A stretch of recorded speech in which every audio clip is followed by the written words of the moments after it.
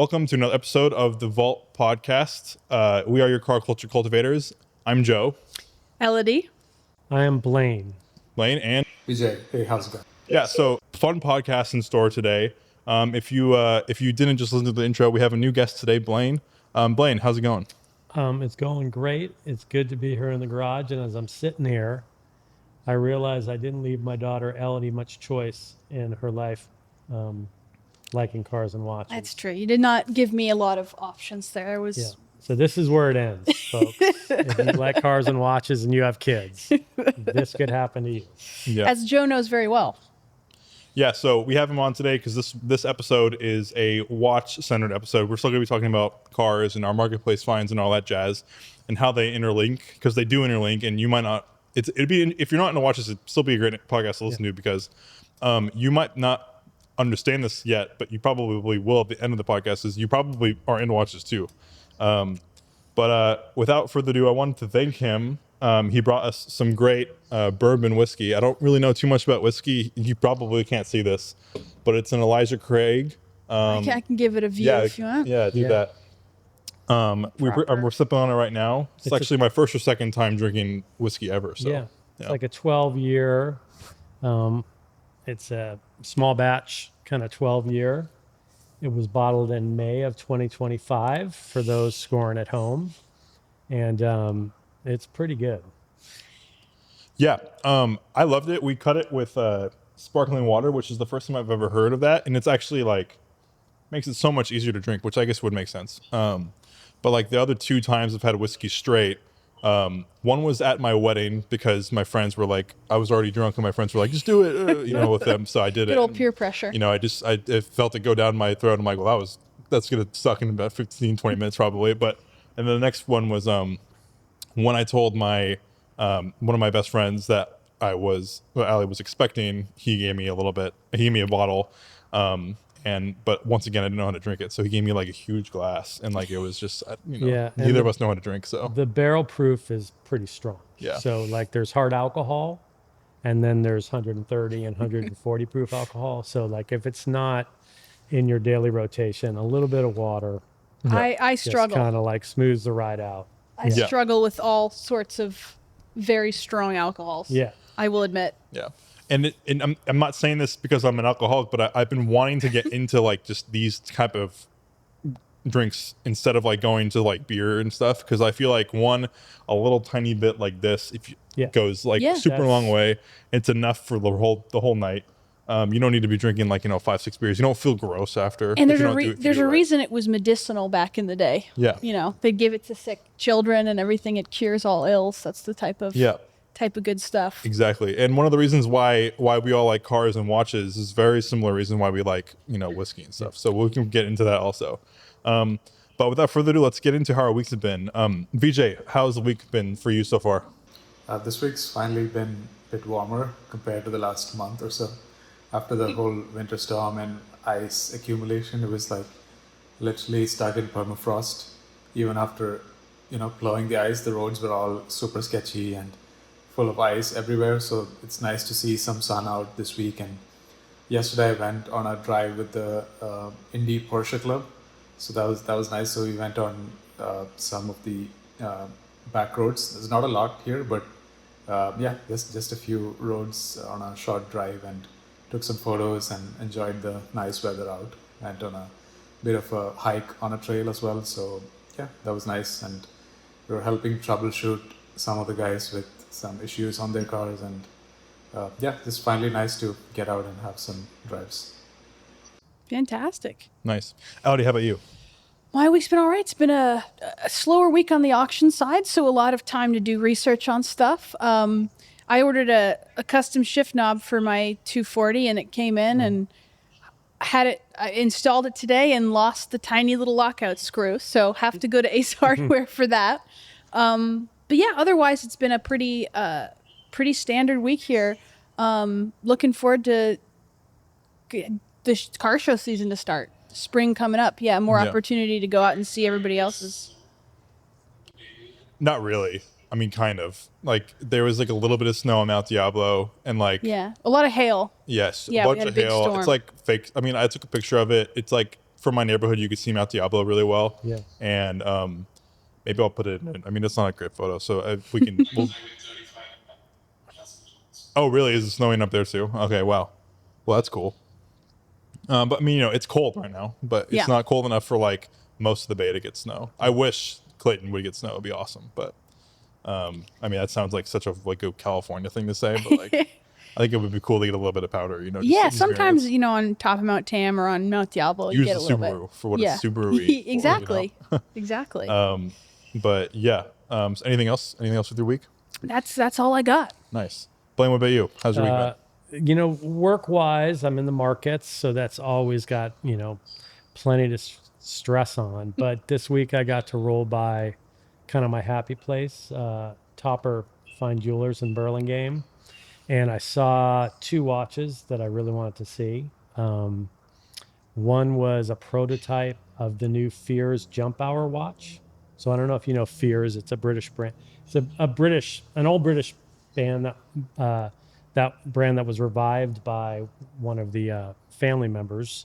And this Jump Hour watch, a Jump Hour watch has a digital display for the hour, and then just a minute hand that goes around, and the hour, when it hits the hour mark, the number will jump over. So they're kind of cool. There we go. And That's so it right that's there. that's the one I saw, Yeah. the Celestial.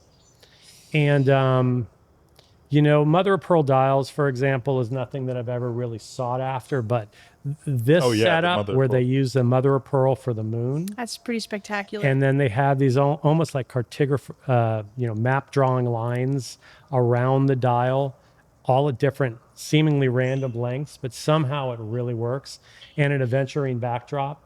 So I've always wanted a watch with an aventurine dial, and I've always wanted a jump hour.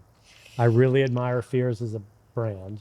So even this isn't like my normal style of watch, I am down for this one. Absolutely. So I traded in a few watches, and I worked it out that I'll be getting this one. So that was pretty fun. And the other one I saw was the Reverse Panda Speedmaster, which just came out about 2 months ago, with the black lacquer dial and the white subdials. And it's as good as it looks in the pictures. it's hard to deny the appeal of a Speedy. Yeah. It really is. Yeah. So that was definitely the highlight of my week, is what I'm trying to say, Jim. Yeah, I wish these weren't so expensive. $10,000 seems like so much money for one of these Speedmasters, but like, it might not be. I want one so bad.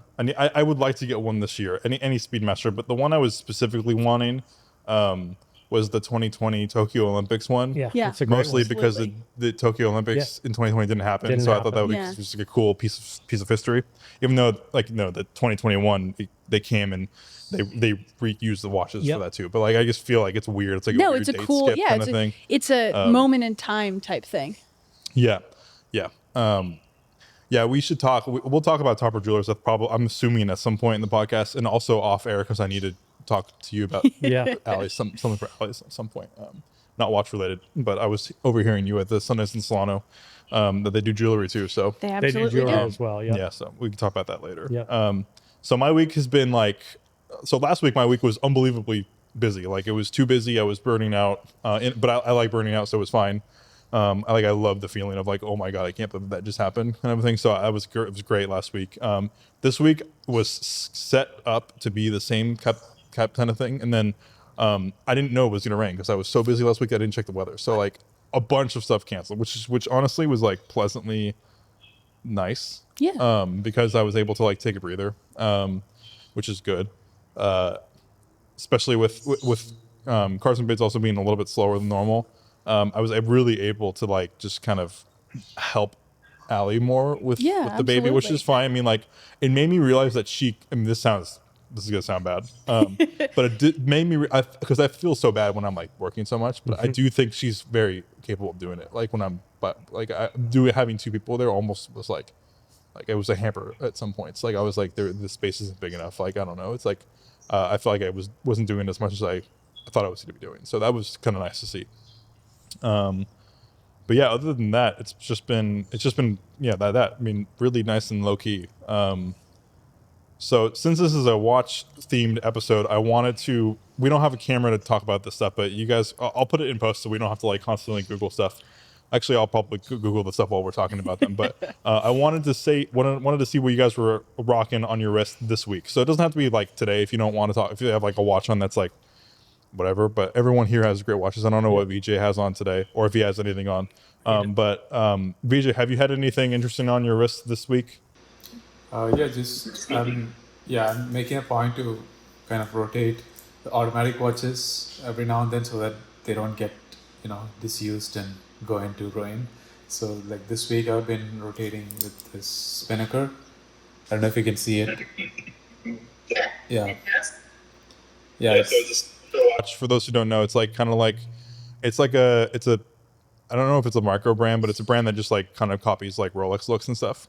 That's like an Explorer lookalike, which is cool. I've actually, when I first got into watches, when I first got into watches and I didn't know how expensive Rolexes were, I thought they were like a couple $1,000s, you know.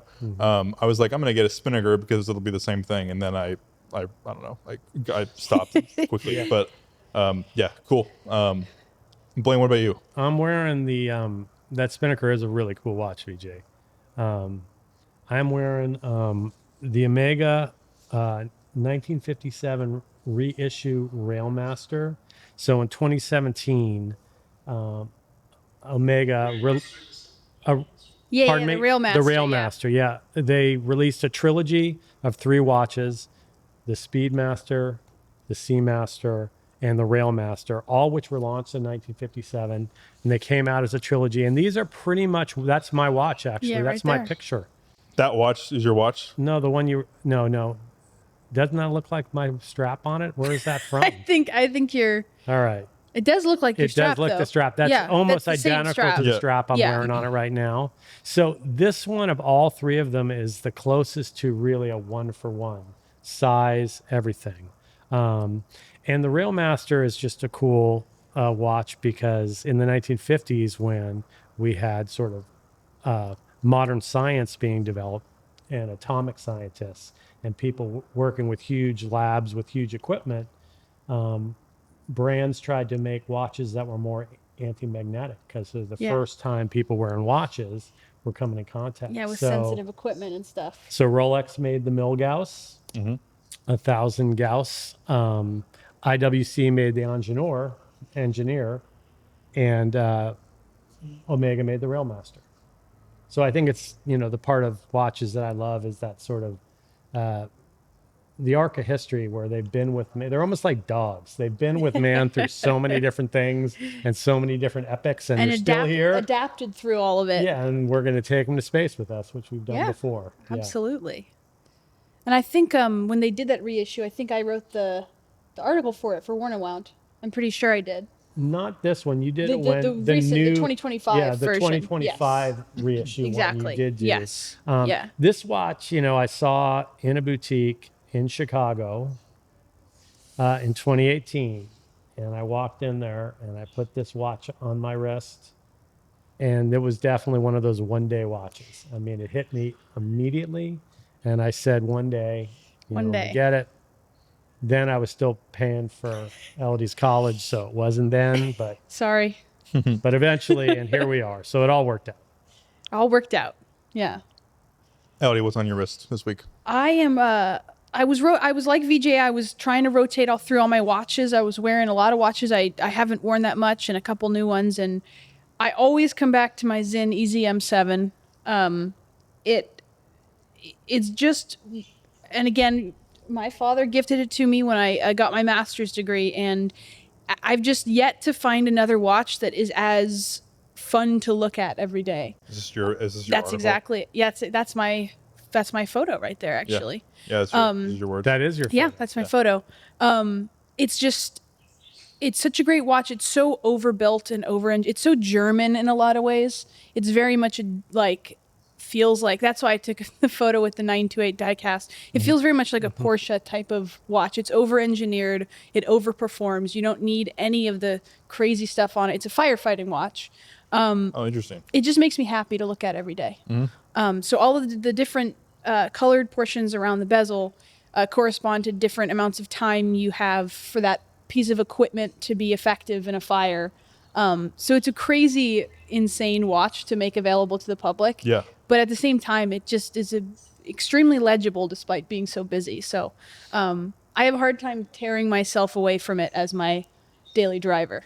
And Joe, I have the same watch, and I'm going to just go ahead and stake a flag in the ground to say we are the only father-daughter combo with that watch in the United States of America. Yeah. I would say that's I'm a gonna fair guess. assumption. I'm Comment just down gonna- below if for some reason you're wanting to disagree with To- that. to- But Yeah, so I Stop that. challenge another father and daughter to Yeah. show up both wearing their EZM The 7s. EZM7. also the fact that it's a firefighter like specific dial is just also so German, you know? It's Yeah. just like we're going to just develop this explicitly for such a small group of people, Yeah. which is part of the, And the Zinn- fun story about the watch. Zinn does a lot of watches like that. A lot of the EZM line and stuff. They'll do, you know, a lot of brands will have military watches, pilot watch, etc. And Zinn is like, no, we're going to make a specific watch for this exact niche of this profession. And I just think it's awesome they make that stuff available to the public. Yeah. Like, it's one of the cool things about watches. Very cool. At some point I want to get a Zinn. I had, right when like I started learning about Zinn, I had like a couple Damascos,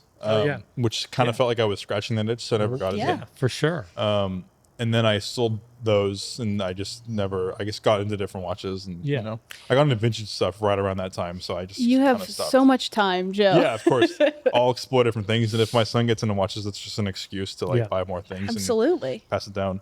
But for me this week, during Sundays in Solano and basically the weekend, I wore a Walkman chronograph. So that's like basically I was talking to a couple guys and Elodie at this show on Sunday. We kind of determined it's basically just like a white labeled Breitling Datora.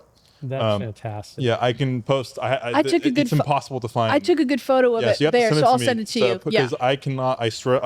Well, we don't have enough time to like for me to look into this, but like the dial is so cool, and I have literally never found another dial like it. Yeah. I bought it on second time around watches in Beverly Hills and in person, and I didn't care what it was. I just loved the dial so much, and then I realized it was just like a white labeled Breitling, which Yeah. was whatever. It added to the coolness, I guess. But like, sandwich case, really cool, big, thick acrylic crystal that's like kind of scratched up right now. But the dial is perfect. The movement was just serviced like 3 or 4 years ago, so Yeah. it's good to go.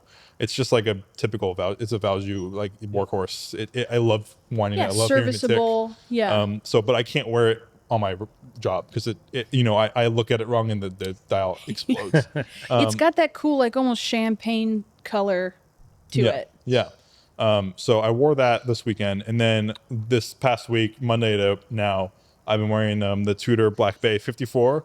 Very I good. I noticed that with the acquisition of the 36, the 54 has been in the watch box basically the whole time since I bought that Tudor, and I think. We were talking about this before the podcast. I think like something changed in me, like both in like productivity, like work mode, and in just like what I care about mode. That I almost feel like I'm purposefully like kind of internally wearing the Tudor 30 the Ranger much more because I'm trying to create a story with it. Yeah. You know, internally I'm not really thinking about that when I'm putting it on, but I'm trying to like beat it up and create. So like when I pass it down, it's like all these lived a scratches life, mean something. yeah. You know. So I explicitly put the 54 on this week because I'm like, I don't ever wear this thing anymore.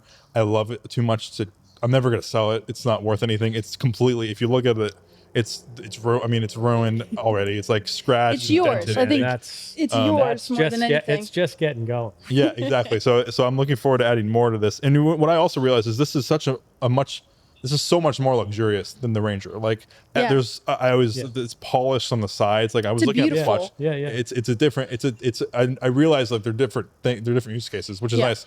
Cause I kind of felt like the Ranger, I was like kind of just buying the same watch, you know, but it's totally a different use case, which is nice. But now that I'm saying that, I'll probably be putting the Ranger on this weekend. Can I talk about the 54 for just one sec? Yeah, of Because course. I think that's such a cool watch, and it's a really fascinating release to me because the Black Bay line is what relaunched Tudor in North America. Mm-hmm. I mean, they were not in North America anymore; they were just in Asia, around the world. So they launched those heritage Black Bay divers. They kind of started the kind of vintage reissue. You know, they were so successful, everybody loved them, but most people forced themselves to love them because they look so good. But they were big watches. they were really slab sided. So as much as everybody loved the Tudor Black Bay Heritage, Yeah. everyone said if they could only make a smaller one, we would love it.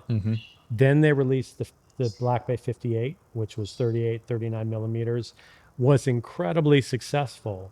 But it's almost like that was the concept Yeah. that everyone was really talking about. Yeah. Because I feel like Yeah. the Black Bays are great watches, no question. But that to me lapped the Black Bay 58. The sizing of it is perfect. It is perfect. The Yeah. only drawback I have for the whole watch is I wish the crown was Yeah. like a little bigger. Yeah. Because you get in the 36 and it's like the Ranger, and I'm like, this is way better than the 54. Yeah. But everyone says the same thing. And it's funny. When I first got into like expensive watches, I bought my first like multi-$1,000 watch from Crown and Caliber, and it was the Tudor Black Bay GMT with Very the nice. blue and red. And I bought it because I wanted the Rolex, and that was when I realized Rolexes were so freaking expensive. Because I was like, I did not know you can get this expensive in watches. Yeah. Yeah. So I got the Tudor because it was like 3,500 or something. Yep. And it was so thick and It's so the same big, and I'm case. like, it's I just don't. slab sided. So I had it for a year, and actually, I think I sold it to Robert, and I think he Really? has. Oh, He has. It's also completely ruined now. It's like completely ruined, but it's like I almost want to buy it back because of how beat up it is now. Yeah, that's Yeah. awesome. But yeah, he bought it for me when I first met him.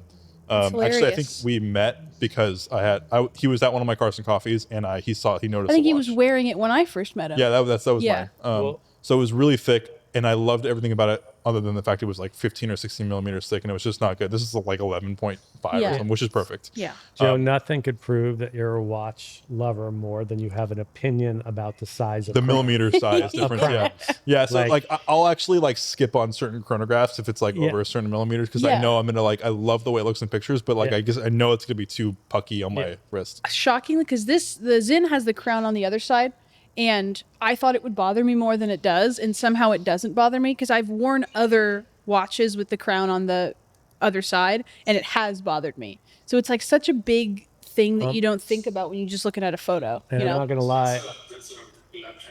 Yeah. Yep. Yeah. Yeah. And the Zen tactical watches are like that because people are using stuff. So you don't want You the don't want to crown get caught. digging in. But one of the watches I traded in advance of getting the Fears was the Oris Big Crown Pointer Date. Which I love. Beautiful watch. If you two haven't seen them, highly recommend them. An incredible watch. But it has a big crown, and it is such a joy to use. Yeah. Just The to. big Yeah, crown. I And love it's it. also an interesting watch because it's 50 meters water resistant with a screw down crown, which Yeah. you almost never see a 50 meter but that crown, the big crown, Oh yeah, it's so nice. I've had a to bunch of use. those, Yeah. and I got rid of them because the crown was so big that it was making. Yeah, it was That's why I was indents. looking at my Yeah. wrist. Yeah. There was a mark on Yeah. my wrist for like years. Yeah, that could happen. That And can happen. Yeah. and so, but also Yeah. it wasn't. I didn't want to pay anyone to like adjust the watch for me, and they Yeah, have those so it was stupid hanging pins, down, yeah. so it was kind of hangy. And you're a that was hands-on. I mean, you work on cars So like and I'm stuff, so you're constantly like yeah. like pushed up against me. I'm like doing this the whole time, so Yeah. it did it Yeah. to myself. But like, I have the yellow big crown pointer date from Oh, the yeah. 2025, and I love it so much. That the crown's never bothered me on it, but then again, I've never worn it while doing something particularly the strenuous. moment So you I'm do very this, careful. it starts to Yeah. get uncomfortable. If you're not sized correctly, that Yeah, and I did that one absolutely- is sized. Yeah. Yeah. Absolutely. So that's what's on our list this week. Comment down below if you're a watch guy and you've been wearing something a lot this week. But without further ado, we'll get straight into the member Discord finds. If you're not familiar, Vault has a Patreon link down in the description below if you'd like to support us. We have Discord where we post marketplace finds and new drives and drive sim nights and dinners, and we're doing at least 2 events a month this year. I think in a couple weeks we'll be doing something here. So we'd like to have you there. It'd be awesome. And I'm explicitly making a mandate of doing a drive every month because now with a kid, I feel like the weekends are like the drives are more important, which is nice. There's quite a few of them this week. It looks kind of daunting. It's really not. There's a couple we can go through really fast. But the first marketplace find is kind of like a response to one that LD found a couple weeks ago. It was a spruce green W124. This might not be real because there's one photo, it's a screenshot. That's always a good sign. Yeah. So, 1994 E320, it's spruce green, it's a screenshot. South City. Yeah. It's $2,500 though. The best thing about this is that in the screenshot they didn't crop out the like 8 selfies that are also in the camera roll. Well, that's what makes me feel like which it's I respect. fake though, because it's like so she says 4 screen, no dents, 1 female owner, and I Yeah. almost feel like she left the photos of the women in there because to she wants convince to make sure people. she's a female owner. Yeah. So like, that Yeah. makes me feel like it's fake. That's a good point. But I don't know. It's also from May of 2025. Who knows? I just wanted Yeah. to shout it out. Go and take a gamble. See if it's real. It's a good buy if it's real. Absolutely. And then anything in green from that era is a find, I think. Yeah, and it's the 2-tone green, which is nice. It's cool. It's a cool. Absolutely. VJ, we got a couple in here for you this week too. It's not this one, but this is an E46 ZHP. Ooh, nice. I think I probably the ZHP. I have posted this in the Discord like 4 times. Yes. The group chat has posted. We- the group chat's posted this in the The Discord. Joe signal has been sent out. Yeah. I think VJ has sent this to me. I think Robert has sent this to me. I think my dad has sent this to me. Allegedly one owner, ZHP, which is probably the best BMW ever built, period, in terms of usability and just practicality and fun. This car has a Apple CarPlay head unit, which is a huge upgrade in terms of like, Just drivability, daily and just ability, daily yeah. life. And you don't notice it, which is very nice. And you have some of those ugly screens above the air vents, but this is integrated into the dash, which is perfect. Professionally done. Yeah, like professionally nicely done. $12,000, 228,000 miles. This is the perfect car for me.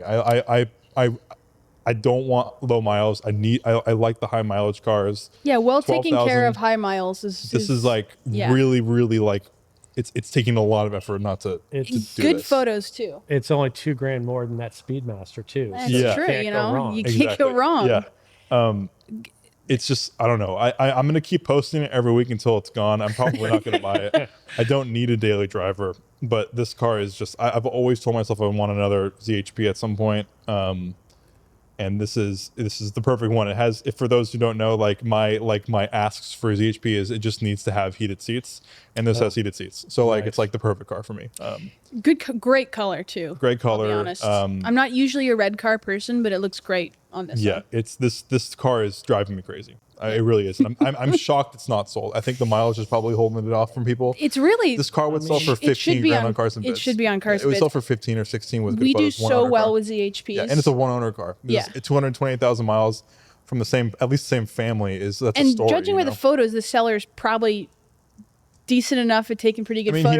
he knows he took pictures of the right stuff. yeah, so he knows what he has. I feel like that would do far better on Cars and Bids or on another auction site. So something must be wrong with it if it's not sold yet. But if it's still for sale for another couple of weeks, I might go and just like Just test drive it. Yeah, go Yeah. lowball them. Or Don't something, listen to me, who Joe. I'm a knows? bad influence. I'm just going to tell you I need to do try it. not to buy it, but I'm it's if it's still around in a month, it's like that's like kind of There you fate. go.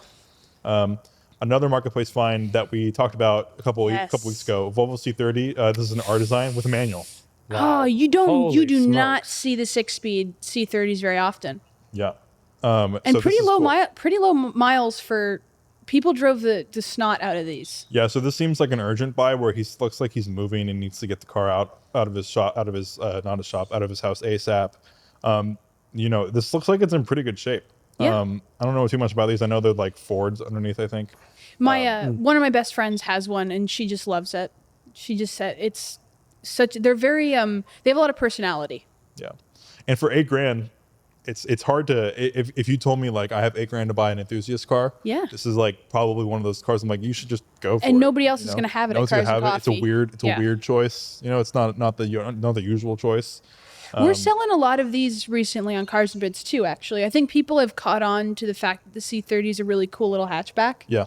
I've wrote a lot of listings on them recently too. I Yeah. feel like they're starting to have like a moment. They Maybe are, like yeah. not like popping value, but they are being like appreciated as enthusiast As cars. much as it scares me, we're starting to have nostalgia for the early 2010s. Yeah, oh yeah. And they're very much an early 2010s car. Yeah, for Yeah. sure. So I think that's a good buy. I think that's the best buy we've Most we've sensible shown- buy. Most sensible Yeah. buy we've shown so far. This next one is another callback to an episode. This would scratch Oh. the like buy a Italian car itch. The only Beautiful. problem is that it's from 1977, so you have to pass smog. Yeah. But which would be very difficult. But this is basically Robert's car, but just with paint. If you've seen Robert's car in person and it's not nighttime, you realize that there's actually no paint on the car at all. I've driven Robert's car, but at night, so Yeah. I didn't get to look at the paint at all. Yeah, when I first saw it, I'm like, wow, this is a pretty cool car for the price he paid. And then I saw it during the day when I was detailing one of his clients' cars, and I'm like, oh, okay. Yeah, it does. It does. There's like almost no paint on the tops. It's like pretty much gone. But when you're Most of the white. driving, you don't see the paint. Yeah, and the whole point of this car is to drive it. You don't really There's care. so about much it. fun. It's like as long as the interior is nice, who cares what it looks like outside? Yeah, but this one looks spectacular. This I one mean, looks very clean. yeah, the burgundy's so nice. Burgundy's amazing. The post smog is the big value like the great. Especially when you have to tune Is carbs. that steering wheel the original? Well, it has a Fiat center horn, so possibly, but it does look like I don't know. It I'm could just be going to say, if it was the original, that's the coolest freaking original. Yeah, steering two-spoke wheel I've steering ever wheels seen. are Two-spoke wood are wheel. quite cool. Yeah. I also love now that I'm looking at it, like these like turn signal indicators and all that stuff looks so old. Yeah. It looks like I'm driving like a 20s car where there's like fuel advance. and they're stuff on it. heavy. Like when you're pressing them, they feel really chunky and Yeah, good. of course. Like They're probably are they metal or yeah, they're metal. Yeah, for yeah.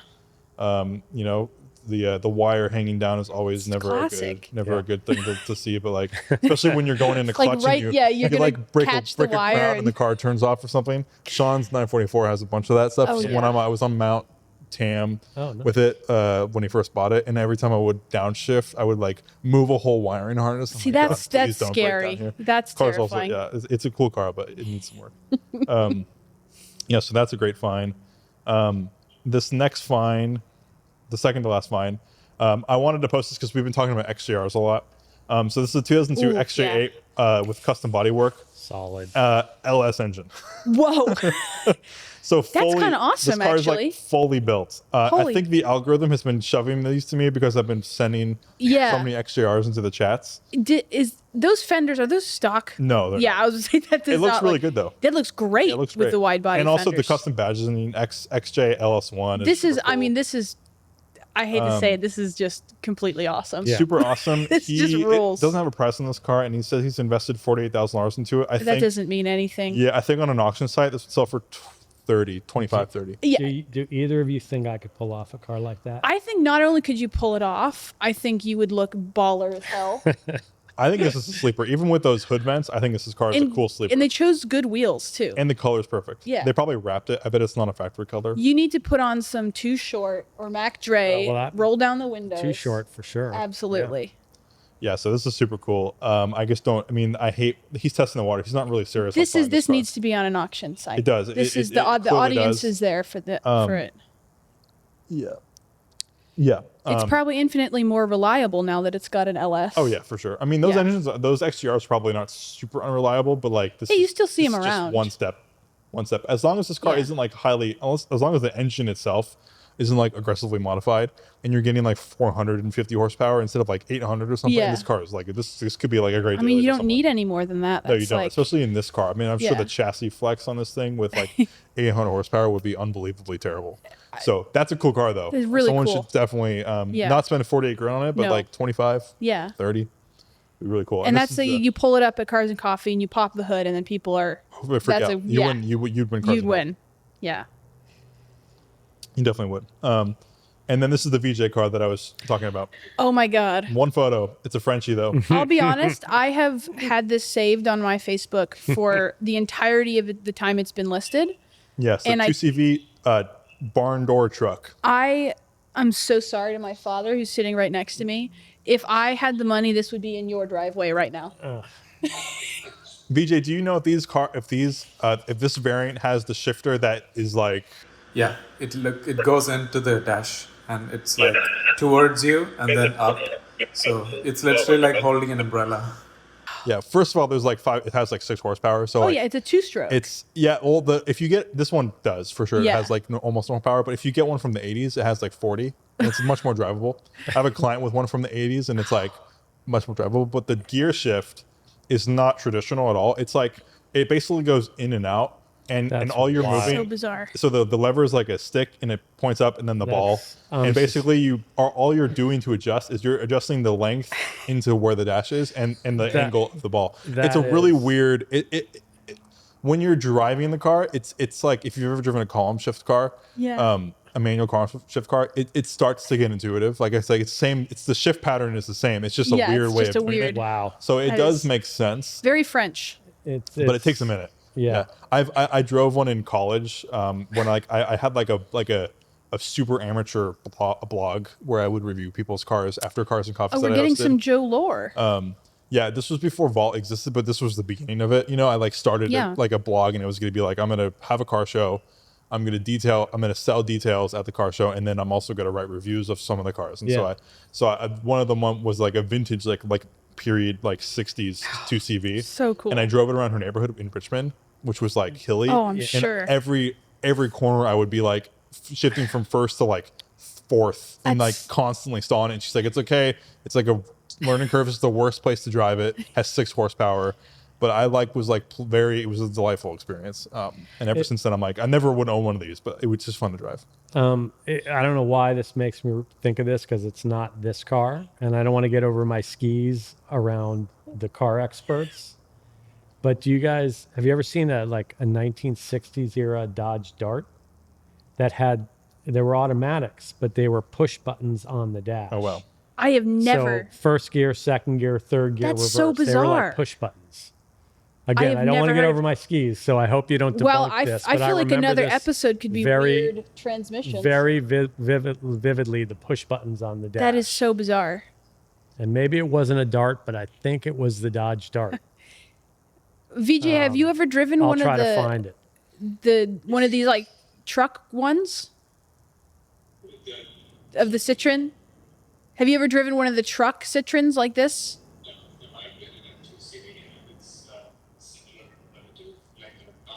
Dude, did you just find it?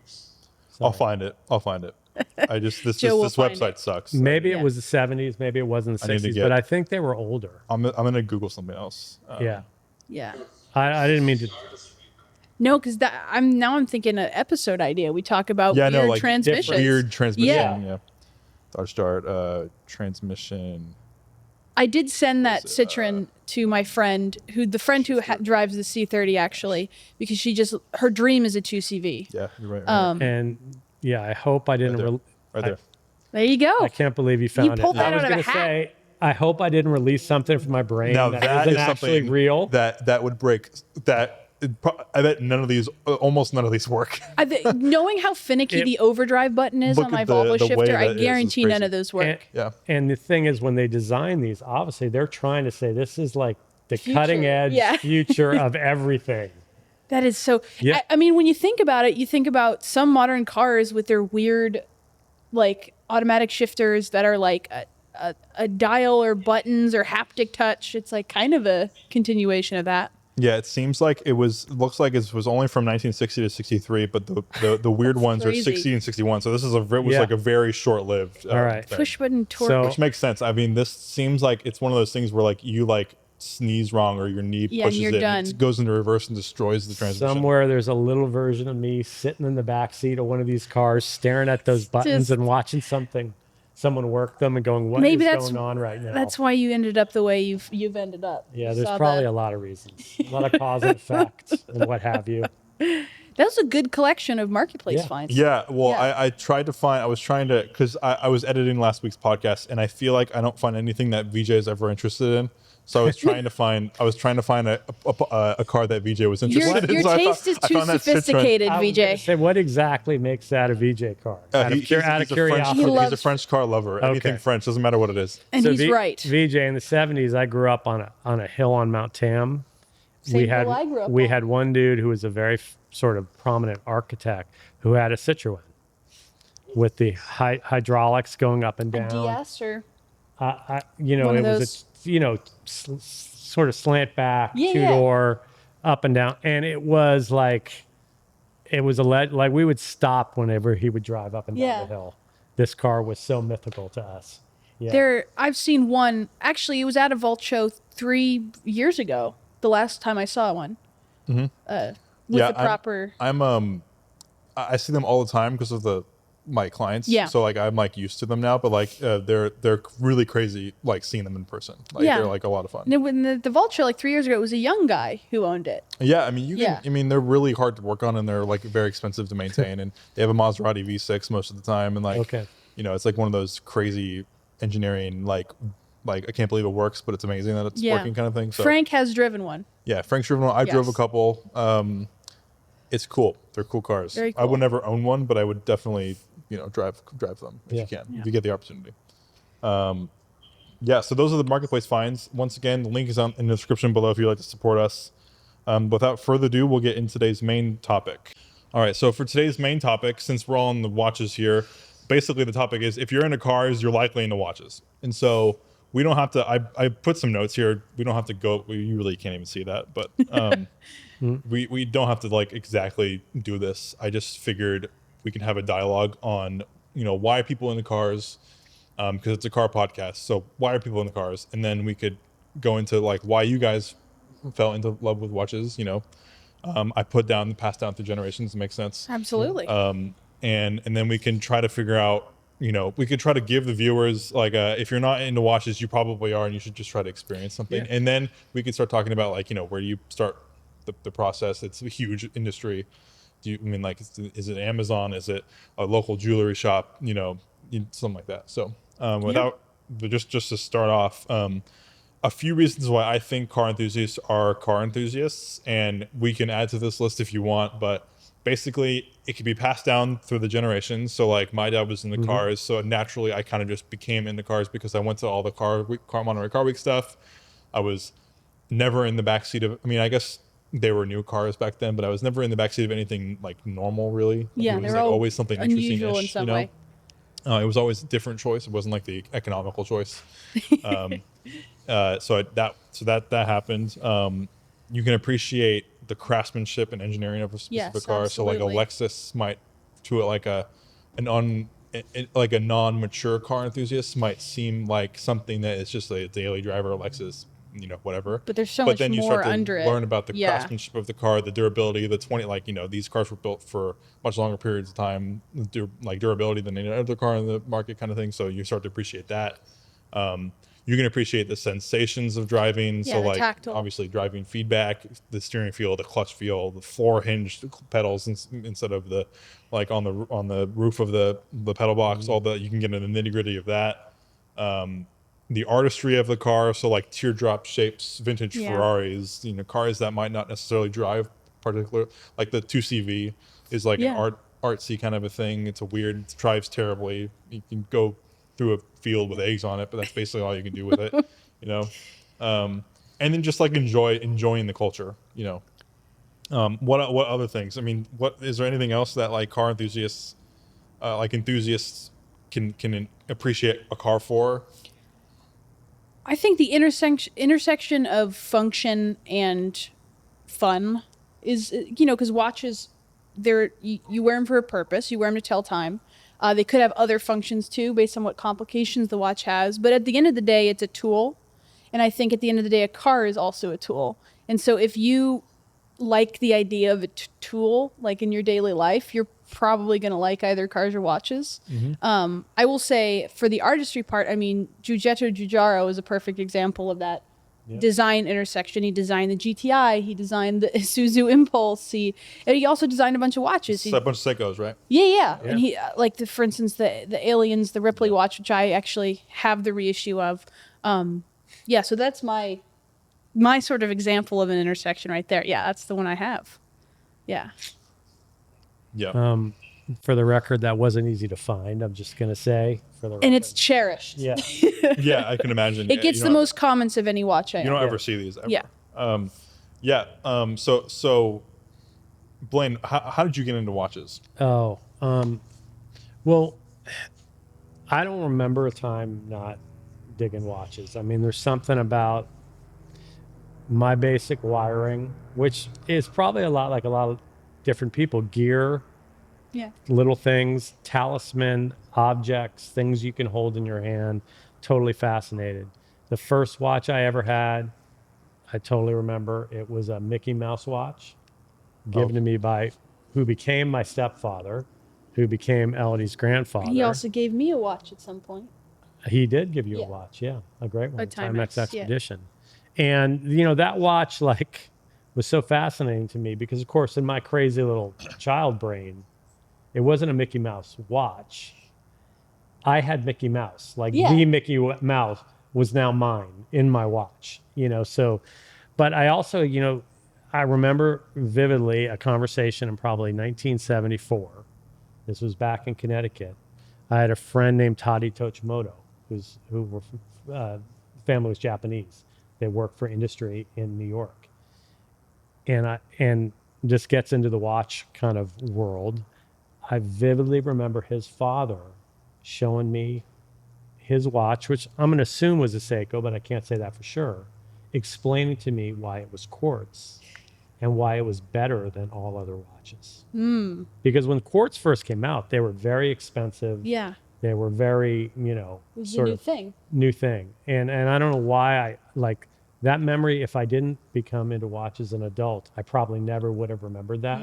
Yeah. So I always loved watches. When LED watches came out, watching the numbers transition from 6 disappear into 7, disappear into 8, mesmerized me. So, it was just one of those things that I never, ever, ever didn't have a watch on.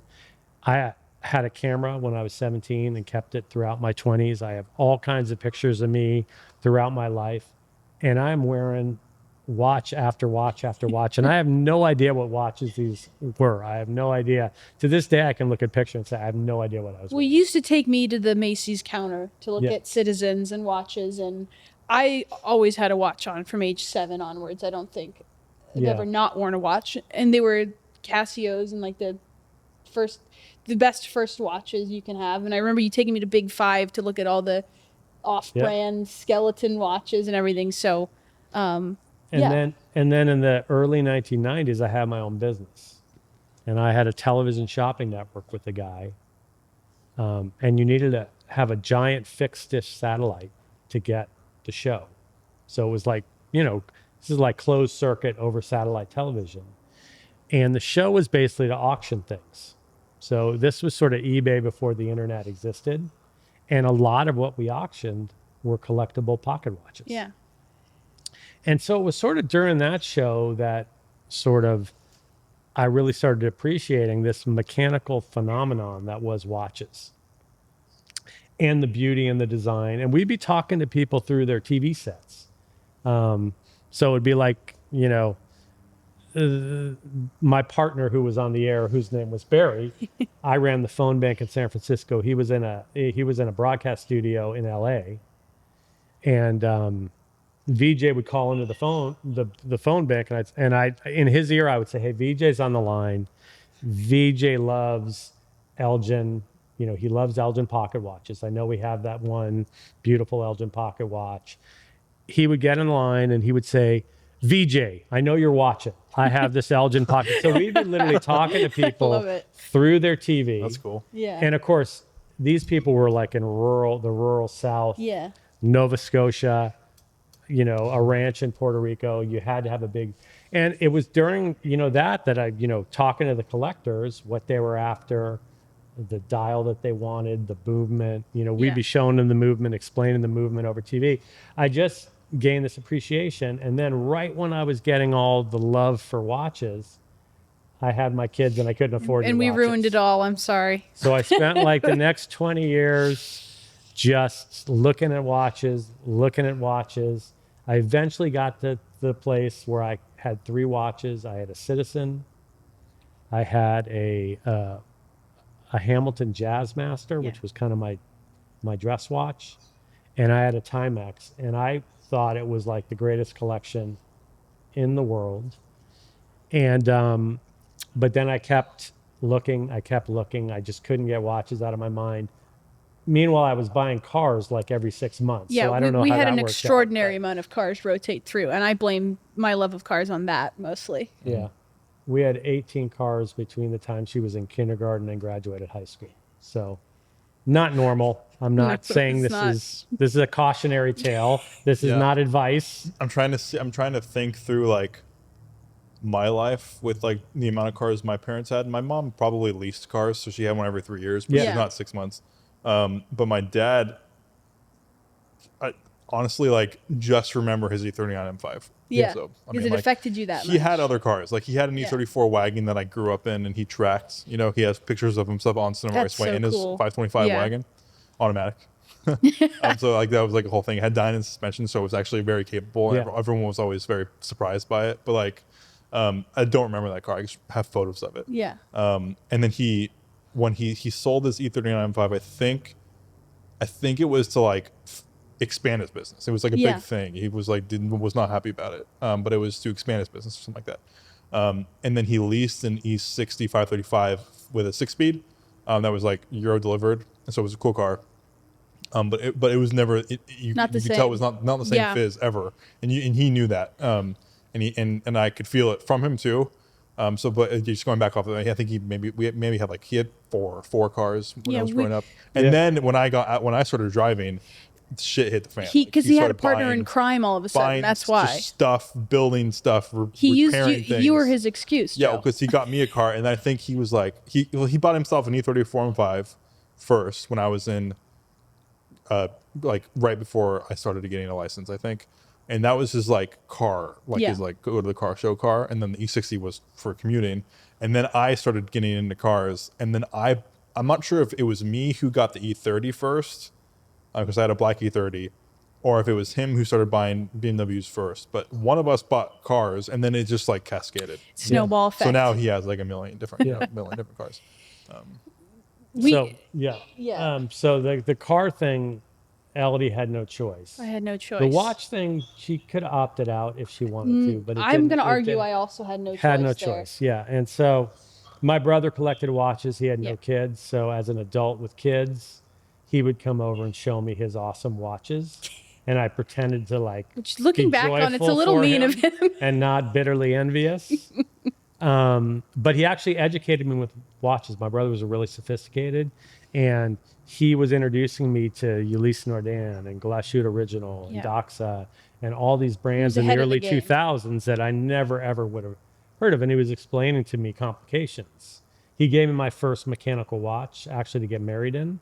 So a cool older brother. No question. And coincidentally, he had his 87 Carrera turbo look that was parked inoperable in our driveway Yeah. for my entire life until I was like 25. Yeah. And he showed me where the keys were, and he would let me go in there whenever I wanted and pretend to be driving the car.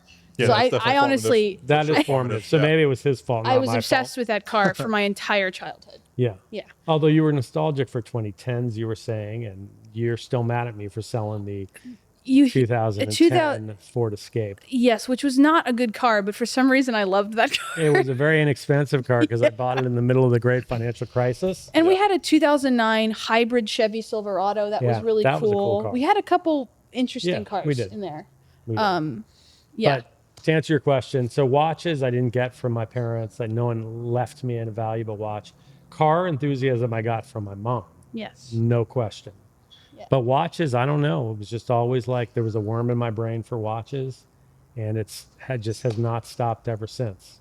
Yeah. You Yeah, know? I'm like almost the opposite where I was ingrained in cars, so I became a car person, and then the watches, my dad had a Tag Heuer Formula 1 with a quartz Yep. movement that I thought was cool, but I never really like cared that much about. He Yeah. also had a Monaco that I thought was very interesting because it was Yeah, automatic. absolutely. And there's your He never let racing me. watch. He would let me wear the Tag Heuer to like special events, but he would never let me touch the Monaco. So Yeah. I thought the Monaco must have been some it must super have. expensive. Yeah. Yeah. So that wasn't what got me into watches. I honestly think it was like the online world, like YouTube Yeah. and Warner Wound and Hodinkee and all those things. Our generation's more into watches than yeah. millennials. I think they ever were. definitely did it Yeah. because I got an automatic watch and I fell in love with it because it was automatic. Yeah. And then I started getting into the vintage watches. Yeah. And then I started like realizing that the reason why I liked all these things was because of the stories that they Yep. Yeah. were carrying. Because it's like all of my cars, have like some sort of interesting like there's some sort of there was a passion there with the previous owner or myself. Absolutely. Same with these watches where like I can wind these watches from the 60s and 70s, and like it just the ticking is so loud, and it's like this thing still works, you It know. survived this long. And I was like Yeah. foraging through like my grandparents' cabinets one day, like 2 weeks ago, and I found in a cigar box, not a valuable watch, but it's some watch like a sports called Sportsman. I don't know what it is. It's an American watch, but it had an automatic movement. Who knows how long it's been sitting Yeah. there? But I like wound. It's a mechanical. Wound it once, and it started And it ticking. I'm starts like, ticking. well, who knows the last time? Yeah. Who was wearing it? I didn't It's even like know who it was. it's You like know, a Volvo 240 sitting in a felt field. like I was connected to like a family member. I didn't Yeah. even know who it was. So like that's like one of those things that about these watches and about these cars, you know. Yeah, absolutely. Like my dad, when my dad's dad, my grandpa had a Lincoln Continental, like just like 90s, like typical, like not a fancy Lincoln Town Car. Sorry, Yeah. just old man car. I And, love those, by yeah, the way. they're cool Very cars. I awesome. remember the smell of them. They're like Oh, very yeah. iconic. The Crown Vic and the Town Car were Yeah. two of my all-time. And I might be coveted getting the cars. car wrong. It's definitely one of those Lincolns. You think of old man car, that's what it was. Yeah. Yeah. But like he held on to that car for like years. Like I think my grandpa died in like 2013, and I Yeah. think my dad sold that car. He never drove it. It was at someone else's house, but he Yeah. never. I think he sold it maybe in like 2024 Damn. because of this. You know, it was his dad's car. Yeah. You know? Yeah. So like Yeah. it's that kind of thing that The makes me feel emotional. like if you're into cars for these kind of reasons, the reasons we like started talking about, you're definitely going to be into watches. You just don't know it yet. Absolutely. So I want to give an opportunity for people because like I still don't really know how to like purchase and sell watches. You know, Yeah. like I kind of just like am definitely paying more money than what these watches are worth because I know only specific entities that I know Yeah. for sure. Like second time around watches, it's a great store, has really cool watches. But now that I like, they're way over. Like everything Yeah. is way overpriced. It's Beverly Hills. It's a great Yeah. location. But like you can get like a $900 watch there for like $2,300. And I Yeah. bought an Omega Seamaster 300 there for like $2,500. And like I realized that you could buy that watch on eBay for like $750. So I fell for that stuff. And they're a great business. Like they have awesome watches. They just Yeah, and they have a just- profit they have to make. and then yeah. and it's a amazing, like it's like a very vintage, super cool spot, Beverly Hills. It's an experience. So that's why I wanted to so Topper Jewelers comes to mind. I've Absolutely. always I've never been there. I'm gonna go there at some point soon, probably. You're going to go with us. Yeah, well, because I actually have a bunch of watches that I want to sell. Yeah. Because I don't wear them ever. And Ellie was saying that I could trade them in for store credit. They're not valuable. None of them Yeah. are valuable. But so like how do you start? Like, All right. because big box stores are one thing. Anyone can go buy a Seiko or like a Citizen, but like if you really want to get into the hobby like immediately, like you don't want to start at like obviously Seiko and Citizen have the spot in the enthusiast Yeah. community, but if you really want to like shove yourself Like a in deep dive. go Yeah. all the way. And I also think like there's something to be said about like a personal touch at Topper Jeweler. So like Yeah. how do you start? Well, I mean, I think how I started in earnest of really collecting watches is probably a great example. So when I reached the point where honestly my wife said, just buy a frickin' nice watch, okay, and stop. Okay. She had a decade of me whining and looking at watches and never buying one. She finally said, just buy one. And so I went on Chrono 24, Yep. which is one of the biggest, online sites. Actually, no, first I was looking at an expensive micro brands, like a cool watch, very expensive watchmaker in Iceland. So our RS Watch Co. They're in Iceland. I liked the story. It was really cool, but it was like $3,000. Yeah. And my brother, who's a watch collector, said, look, it's a cool watch, but if you're going to spend $3,000 on a watch, just get a moon watch. Yeah. Just get an Omega Speedmaster. Yeah. Because you're going to love it. Everyone's going to kind of know what it was, and it's a watch that other people who like watches are going to recognize. And you're going to kind of get more, enjoyment from it for that reason. Made sense to me. I spent $3,500 on it on Chrono 24. I was terrified. Yeah. Once that money left my account, I was terrified. So I'm not sure that's the best first thing to do. Just, wire out money. The watch was delivered. I think I was on a business trip, and I think I had you I'm fairly open that positive you incredible had me box open the and box. FaceTime me opening the box, etc. But what was funny about it, and this is sort of like understand who you are as a person. I told my brother, I got this watch. Now I have my one nice watch. I'm never going to buy another watch Yeah. again. And he looked Yep. at me with such a sad look on his face because Yeah. he knew He me. knew. And You're he gonna go knew what bankrupt I now. just opened up. Yeah. So know yourself a little bit. I think to get started now, that, the one advice I give folks is that the micro brands are incredible and it's such a great, easy access. VJ has an awesome spinnaker and they're high quality watches. They're really cool. The only thing I tell people is don't buy 10 $700 micro brands, Yeah. because if you like watches enough to buy 10 $700 micro brands, you're going to want an Omega Speedmaster. Yeah. Yeah. Yep. So that's one advice I would give is don't just buy an 800, 10 micro brands and Yep. spend $8,000. I would definitely start with a main brand. Yeah. Start with the main I brand. did that in college. I bought every Yeah. time basically anytime a micro brand unveiled a cool field watch on Warner Brown, I would buy it Yep. Yeah. in college. Yep. And I had like a huge amount Yeah. of them and I sold them all for losses. And I'm like, I'm never doing that again, So I've been only buying the big stuff now. It kind of reminds me of, you see car enthusiasts go through all these different random $2,000 cars, and then eventually they all buy a 911. Yeah. It's kind of that sort of scenario Yeah. too. Yeah. Yeah. If you're a car person and a car enthusiast, because there's such an overlap, and you kind of Absolutely. said it, when I look at this Omega right now and I turn my head and look at that 3.0, I get the exact same visceral feeling looking at Yeah. both of these things. There's such a common shared value between cars and watches. I think if you are a car enthusiast and you're going to start this, I would probably go up a little bit versus starting super slow, just to get that experience and be able to talk to folks who are watch people. Because there's no question, when you said why you should be into watches, it's the people. I mean, 100%. And I say that, I went into Topper in 2018 because I had a Zin. They had a watch and I saw, they take trade-ins. I went in there with my Zin to trade it in. I honestly had no idea other people liked watches. Like Yeah. I Yeah. literally, I talked to my brother about, I did not know that there was a watch community. Yeah. Topper is really like the glue of the Bay Area watch community. It really, And it was truly- through there that I've met like so many people, friends, funny people, non-toxic people are into have the same worm in their brain that I do. So that is one thing. If you get one of those watches that kind of puts you into a community, I think that's a good place to start. You don't have to spend, I could have brought 4 watches today under $2,000 that were incredible and I love them and they fit the bill for this kind of stuff. Yeah. Yeah. And it's interesting. It's actually a great recommendation. Just like if you buy a car, like one of the best things to do with the car is to go to a cars and find a coffee. community. Yeah. You don't even necessarily need to go to a Cars and Coffee. You can just go on a drive. Yeah.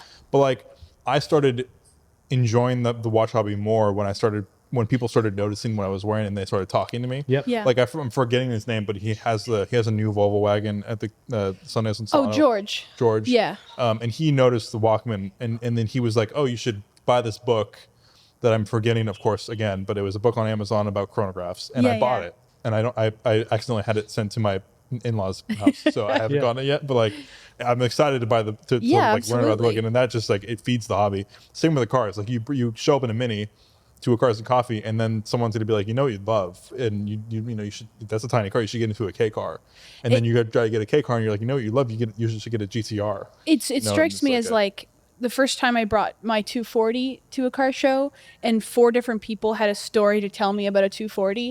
And it's just that type of stuff is so much fun. And we miss out on it now because we're so online and there's great stuff online too, but when you're in person talking to somebody and they're telling you a story about how cool your car is, it's really a special feeling. And it's the same with watches. Yeah. Yeah. VJ, do you have any insight as like a new watch person? Because I know you got into it like maybe like less than a year ago. Yeah, I think I was just like listening to all the things you were saying because you're all much more experienced and qualified with this. I just, funnily enough, I'm a car enthusiast who was not into watches until like 2 years ago when I actually discovered them up close with Joe. He kept wearing these really cool pieces to the podcast, to the shows. So that's the first time I actually noticed and came to know what was possible because like growing up, watches were just like, utilitarian, just tell time. And I did not really know what was there, like, because there was nothing to see around what was possible in terms of craftsmanship or engineering. So, like in middle school, I had like not even a Casio, it was like a fake Casio, which was like $1 watch that I wore for like 5 to 10 years. And then in high school, my parents gave me a quartz watch, which I wore until like 2023, which is this watch. It's like a cheap quartz watch, which I just kept changing the battery for like 10 years or something. And then, yeah, this was what I wore until 2023.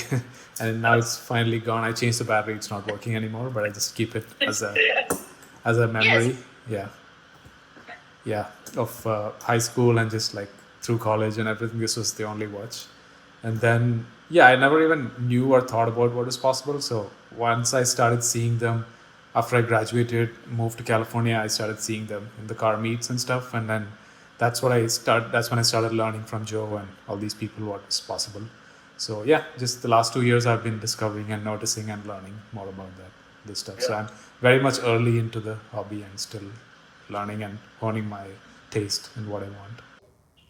Yeah, it's also important to surround yourself with people that are like willing to like share with you because like for example, like I like with the green wagon, like I'll give that to you for like months if you want, to just drive and experience. Yeah. Same with the watches. Like if you've ever wanted to experience, like we were talking about the Grand Seiko a couple weeks ago, and obviously it's like the watch that Ali gave me as an engagement gift. So like, you could still wear it and experience it. I wouldn't ever sell the watch, but like, if you wanted, because you said you wanted that exact watch, that's the SPGA 413. Great watch. And so the way. if you want that, if you want to, Embarrassed because I took this watch to a watch shop in San Jose to replace the battery, and that was like a Rolex service shop, and they didn't even say anything. They changed the battery and gave it to me.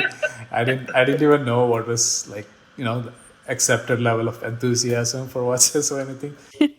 well, there's levels, just like everything, Yeah, Yeah. absolutely. Yeah, there definitely are levels, and like it's important to understand that like you could be into watches and just buy Casios, the whole time. Yeah, my sister is a She loves Casio. She Casios. loves Casios. Yeah. Yeah. Yeah, and that's just as valid of a reason. I mean, like you're just saving money that way. I mean, you're not blowing through thousands of dollars. And there's to buy cool single stuff watches. there's a lot of cool stuff out there. Yeah, there really is. I would say I'm a believer that you shouldn't, use a credit card, spend money you don't have to buy a watch. Yeah. So when I said buy a watch that has some gravitas to it, and it doesn't have to be super expensive, but I wouldn't say to get into it, use a credit card. Yeah. You know. Make sure you have the money in your Make sure you have checking. the money to buy a watch. Yeah. Yeah. And you really, really can get some,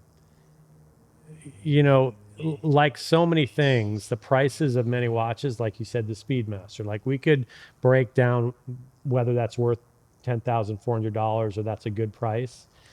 But there's so much hype in watches, and there are so many like unbelievable watches that you could just get quiet when you see them. They're so cool that aren't hyped, like from Patek or JLC or high horology brands, or a brand like Zen or a brand like Tudor.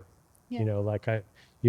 I have a Tudor Date Day, which is Tudor's version of the Rolex Day-Date, the president. And the Tudor is nicknamed the vice president, of course. Yeah. But it's like the classic Tudor because it's essentially a Rolex Oyster case, a Rolex design with an ETA movement in it, which is what Hans Yeah. Willdorf wanted to create. Yeah, So that's it's the like, whole point of to Tudor. me, it's like the classic Tudor because it's everything. You know, there's so many varieties of it. Linen dials. I have a gorgeous blue dial. They have everything under the sun, and these watches are not really expensive, and it's 100 meters water resistance. It's that build quality. It is such an incredible watch, and it's a any watch enthusiast They'll recognize community, it. they'll recognize it like any of the cars in this garage. Oh, yeah. Yeah. Right. So before you pay up to buy something that's very hyped but cool, definitely if you can't afford that, buy one of these really, really, really high quality cool watches that aren't so expensive. Yeah. Yeah, so to button things up for the main topic here, if you're into cars and you're watching this podcast and you watched it for the past hour, you're definitely into watches. Like you Yes. definitely are for sure into watches. You just need to figure out how to get into the first one. So if we can just go maybe around the room, what's the best first brand for a quality, like high, just like watch that like you're investing in, like, because like I know everyone always says Seiko, but like you can just go on Amazon right now and spend $250. It's really easy to just not care, you know. Yeah. I think in order to get into watches through and through, like completely and totally, and get into the hobby completely, you have to like be caring that you're spending the money. Like you're like, okay, whatever, I'll get a Seiko because Joe told me to. I have friends who bought Seikos because Joe told me to, and then they just don't care, you know. But like, okay, you told me I wasn't going to watch it, but like, it's just whatever. But like, if you spend $1,000 on a watch, like then you're like, okay, like I need to know why this is a thing that matters. It's hard for me to not say Seiko because my first real cool watch was a Seiko Flightmaster. Yep. Yeah, and that's obviously that's the right answer. Yeah. I would say Oris is a great brand. Oris or Bulova are both great brands. Bulova is a little less expensive, just in terms of like storied histories, but still in that attainable range. And they have like Bulova has a billion different styles of watches. They have divers, they have dress watches, they have a ton of stuff, and there's a lot of but it's still a really high quality brand with everybody's going to know what a Bulova is, and they're going to you don't just randomly go on Amazon and buy a Bulova. Like that's like a watch person brand. So I'd say Bulova, and then a little step above that might be Oris. Yeah, I would say Oris 9 Yeah. times out of 10 because there's so many different variations of the same Yes. watch. Like I think whatever the one, the cotton candy one that I have, the Diver 65. Yes, Diver 65, fantastic. yeah. That's like there's like 30 different variations of that watch. There's like one for everyone. They're $2,000, and they, in my opinion, punch above their weight class. Fantastic. The movement is like whatever, but like the quality of the build is awesome. The domed sapphire is cool. That's a watch you can fall in love with, and you've spent the money to be able to appreciate it and not ever put it like you don't have to. And you're getting your money's worth for an Oris. It's a really high quality watch. Yeah. And then maybe Tag Heuer, like maybe because the brand is so storied and like has like ties to the automotive world. Yeah, if you're a car person. I know they're owned by Swatch now, right, or something like that. No, A lot Tag is Richemont, I believe. Richemont. Yeah. Okay, so I know they've like kind of been watered down a Elevate little bit. Mantra Richemont. I'm trying to remember. But They've been watered down a little bit, and some of the nice stuff is extremely expensive. But like, I think you can still get like a Formula One or something for pretty low entry value. level. Yeah. And that's a really easy way for a car enthusiast to get into a watch. The Absolutely. reason why my dad got a Formula One is because it's because of the cars. And not again, because of the Chrono Tag. 24, you'll find a bunch all used over the ones place. for reasonable Yeah. prices. Yeah. So Tag occupies a totally cool, legit, space in the watch enthusiast world, including most folks in the 90s who bought one watch. Yeah. It was a Tag. I mean, Yeah. so Yeah. Tag, had very cool. I would say if we're just saying quality in a certain price range, like as your start, Seiko is always the right answer, but Always.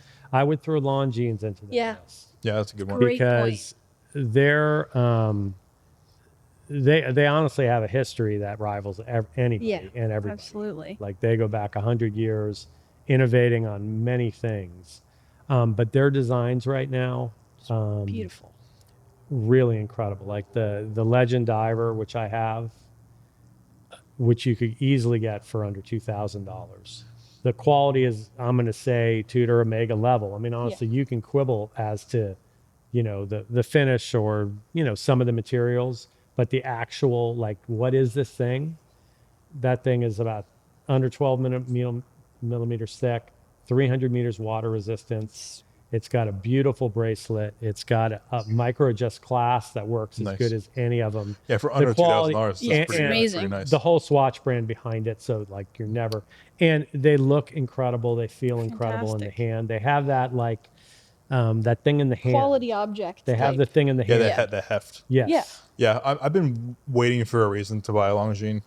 Yeah. I really have. I have my eye on the world timer. It's because I haven't seen him in person. Yeah. You know, I like go on, Oh, I go sure. online, and I'm like, Yeah. I want to like, I see them, and I'm like, this is cool, but like, will I like really, really love it on the wrist? And I kind of, it's one of those things where I feel like I need to see it first. Absolutely. But that might be, I don't know if Topper Jewelers sells that stuff. Yeah, they but do. that might be one of those things I They're- traded they in my carry watch all, Yeah. the Swatch. because I do have, I have a Yema that's like maybe worth Yeah. like $600, Yeah. and then everything else is like, I have like a bunch of AD/PT watches, like adapt watches that like are just probably You should worthless. send the Yema to VJ because he likes French. You know, Cars. That's true, you know. That's it might a it might be perfect- too big for you, but you should experience it. Yeah, yeah. You know, I was actually going to mention VJ. I think for your first like watch, I mean, you can give us your opinion too, but in my opinion, I think Longines might be like a Absolutely. thing in your future. Absolutely. For sure. But if you were to offer any insight as like someone brand new, like what kind of brand are you specifically aiming at for your first like expensive watch purchase? Yeah, I think you guys already covered Seiko being the right answer. I would also suggest something like a safe option would be a Tissot PRX, which is very popular now. It's a great one watch solution that works in most occasions, or even a Hamilton field watch. That's a solid option for sure. Less than 1,000 Swiss watch works everywhere. $500-$600. Hamilton, Hard to khaki. Yeah, that's probably that's probably 1B to Seiko being 1A. Yeah. Yeah. Yep.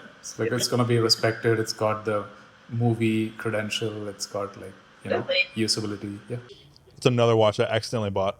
I went into Nordstrom's and I had a Seiko, like I had a Seiko of some sort, an Autodromo, and then I went Yeah. into Nordstrom and I bought a green khaki mechanical with a Fantastic. date. I didn't know anything about it. Didn't know it was manual on at all. But then I Yeah. wound it. I'm like, wow, this is quality. Yeah. And then that was. I still have it. It's never been serviced. You could tell it's starting to like. I was just going not to keeping a great say time, but I still have the the watch. wine feel on that Hamilton Amazing. Yeah, it's khaki truly is fantastic. so Yeah, I still have the watch. I should probably take it out. I haven't Yeah. taken it out in probably 2 or 3 years out of the watch. Yeah. So I still have it. I wind it every so often. Yeah. Yeah. It's not keeping the same time. It's been like 10 years. They can probably, be. but- They're not very anti-magnetic, so it's probably. Yeah. It's probably if it's like really bad, it's just demagnetized. Probably. Yeah. Okay. You just need to demagnetize it. Okay, well, that's good to know. I Yeah. probably just need to do that. Yeah. But yeah, so I think great discussion. Comment down below what your thoughts are, and then this is going to be kind of a fun scenario. So it's a car and watch pairing. Yeah. So now that we've established that car and watch love is kind of similar, we have 4 different scenarios where we're going to pair a car with a watch. It could be any of the cars, any watches. So the first scenario is your first enthusiast car and your first enthusiast watch. So obviously we just talked about like your first enthusiast watch. So I'll just go. I think something Japanese is the perfect first enthusiast car. I know everyone always picks Miata, so I'm not gonna pick that. I kind of feel like, even though this isn't like an entry level car anymore, but I think an S2000 is Yeah. this car that Yeah. ingrains you in the community forever. You can keep that car forever and love it. And I think a good watch to pair that with would probably be a quartz Grand Seiko. Yeah. Because it's a lot of money for a quartz watch. Yeah. But just like your article said this week about the new one, they're like accurate to like a second of a year or something, You're it's like- paying for more than just Yeah, just a engineering. quartz. yeah, so like Yeah. it's just one of those things where like the S2000 is precision built. You're spending a pretty penny on this Yeah. car, on this driver's car, and you're also spending a pretty penny on this Grand Seiko, knowing that it's not going to have a fun sweep and knowing there's not going to be a tick. But like this, it's same with the whiskey. It's like a specifically chosen quartz. It's been Yeah. aged for a certain amount of time. It's built by craftsmen in the mountains. It's the story of Grand Seiko is so cool. It's the same. It's a very similar vibe to the Absolutely. S2000. So I think that's gonna be my pairing. I love it. What about you guys? I mean, I'm always going to say anything with a manual transmission is a first enthusiast car. My first manual transmission was a Geo Tracker, which I wouldn't say should be your first enthusiast car. I think like a Mark IV GTI would be great. There's a million of them. They're cheap. They're pretty reliable if it's been taken care of. The first enthusiast watch. I mean, it's hard for me to not say like I still have the Seiko Flighty that I love so much. But pairing the GTI with something like, I feel like a Zin, because it's German, but not like a used Zin. Like what Zin do you think would, like a well, 104? Probably standard, just basic. I mean, I standard think you do the watch. 103, the chronograph. Yeah, like a because you're 103. kind of driving. Yeah, and you can get them used, and I think with a Mark IV GTI, it's a cool Euro look. And the Mark IV is underappreciated, maybe less so now than it used to be. And I feel like Zin's underappreciated, so that would be my for choice. sure. It's for sure unappreciated. Yeah. Okay, I'm just going to completely cheat Yes, and absolutely. not pay attention to any rules. I'm going to pick my first enthusiast car, which was actually a motorcycle because I couldn't afford an enthusiast car, Fantastic. which was a 1972 BMW R75/5 Okay, that's cool. with a cherry red tank. And the watch that would pair perfectly with that is the Hanhart 417 ES. It's German, but it was the watch that famously Steve McQueen bought for himself when he was in Germany racing motorcycles. That's awesome. So if Okay. you Google a picture of Steve McQueen 417 ES, so I'm just going to throw that out there just because it's like the cool side of watches. fantastic. I mean, it's Steve McQueen, so it's Yeah. like you can't get cooler. And that watch now, Hanhart is really There it is. remaking Yeah. it now. Yeah. That's Oh yeah, that's a Yeah, beautiful it's watch. a great watch. unbelievably beautiful Like a watch. Lightning McQueen. Yeah. And if you look at the picture of him on the chair, which might be, I mean, honestly, Is he wearing this too? He is wearing. Absolutely. Yeah. There'll be pictures of him wearing this watch. And this was not a watch that was made for a long. Yeah, there we go. He's wearing it Yeah, right. on that motor. in That's that fantastic. motorcycle. Yeah. So when you're talking about enthusiasm for motorsports and watches, I just fully cheated because I had to just throw Of this course. out here. No, that's cool. The idea of motorsport. Steve McQueen buying this watch in Germany, they only made this watch for like 5 or 6 years. So like there are Yeah. none of these watches around, and Hanhart now is reissuing them, and they're beautiful. They're beautiful. The real one, not the real ones, but Hanhart was famous for having the bottom picture be red. So they have a flyback version of this now that has the red pusher.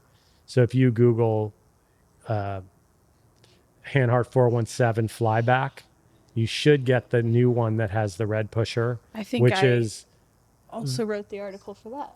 you may have. I don't know if you can find. There we go.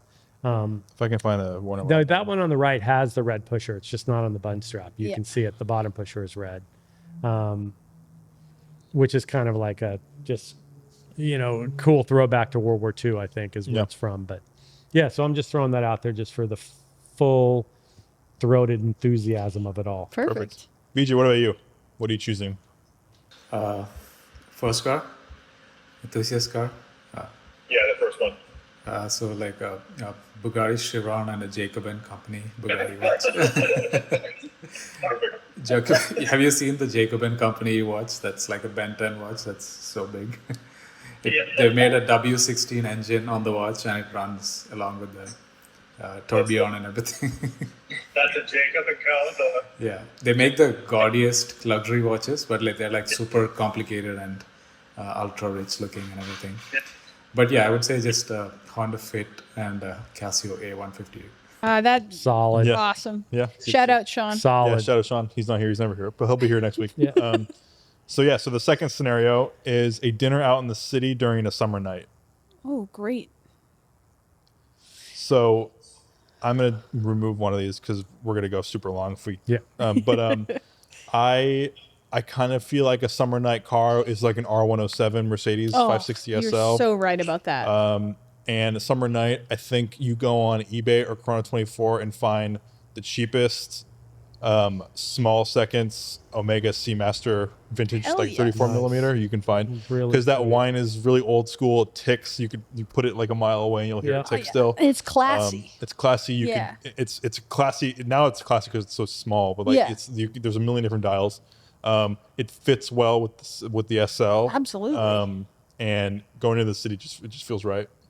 I'm going to choose the exact opposite vibe from you, Joe. I'm going to say a Golf Cabrio, like the 90s Golf Cabrio, Okay.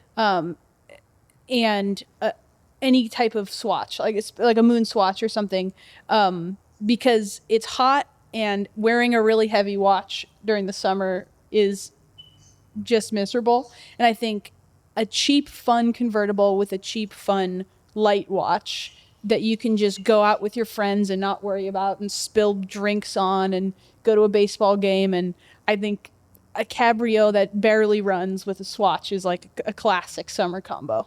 Nice. I'm gonna go with my own car again. I'm gonna go with Mazda Miata ND2. ND2. Needs to be detailed. Oh yeah, let me know. We were talking about that a couple weeks ago. Top down, and I'm gonna mix it up, and I'm just gonna say, because the car is a little car, I'm gonna go with a SKX 007 dive watch. Perfect. Do anything in it, kind of look cool on the wrist. Perfect Miata pairing, I would Yeah. say. Yeah. Yeah, and if you like smaller watches, you can get an SKX 013. It's the same watch. Just I have smaller. one. I had one too. Yeah. Yeah. And I sold it for some reason. Yeah. No, I should have never sold that. I had to be the Jubilee. Oh, yeah. Yeah, fantastic. really yeah. cheap bracelet, Yep. but I liked it because it was Awesome. so flowy. Fantastic. Yeah. Okay, and the last scenario is going out on a multiple day rally that spans the West Coast. So think yeah. about like a really big 2,000 mile rally for like from a Thursday to a Sunday kind of thing.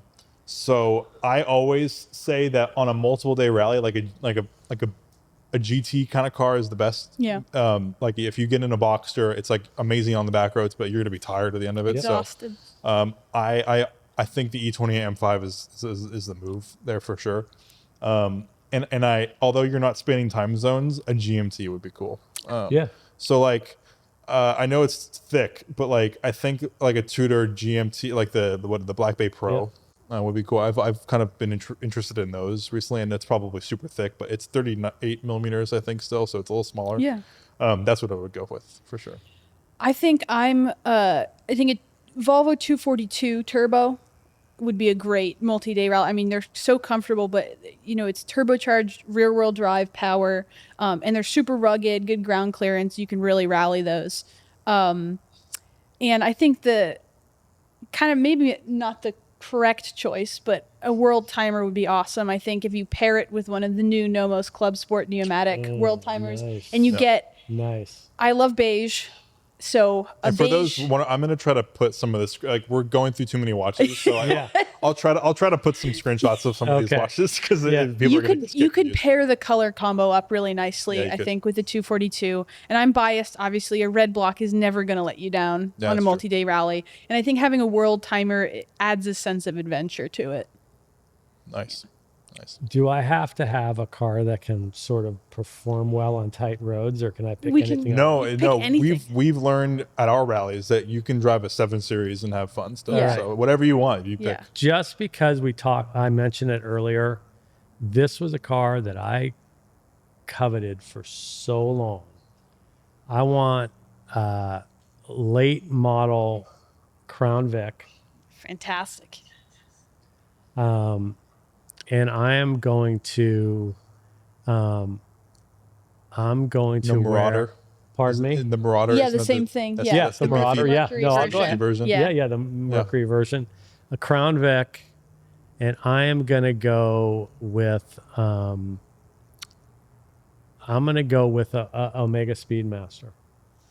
Yeah. Fantastic. So I have Can't the go wrong. tachometer on it. Yeah. You I can time the mile marker, see if that police cruiser version, which is the one I would get, absolutely. how it does. Yep. Nice. Black and white to match the Speedy. Yeah, Yeah. exactly. There you Go to go. a police auction and buy one for $300. Yeah, exactly. Yeah, exactly. And maybe I'll have the little spotlight oil on the change. side, Yeah. jangling off. Yeah. There's one in my neighborhood that was an old police car. They're easy to find. Yeah. You can get them for Oh, $100,000 all day because Yeah. they've been completely just ran through. Destroyed. Yeah. But they work. VJ, we skipped you for the last one. I forgot. Sorry. But what's your multiple rally day car and what's your watch? The last one. Yeah, so I'm gonna go with a Peugeot 205 Rally, and the watch would be something motorsport inspired, like a Autodromo Group B, because Peugeot has the Group B connection with the 205 T16 turbo as well. So yeah. Nice. It's just rally heritage. Yeah, that's a great one. Do Absolutely. you have an answer for the dinner out on a summer night? Yeah, I'm gonna be predictable and say like 2008 Aston Martin V8 Vantage and an Omega Diver 300.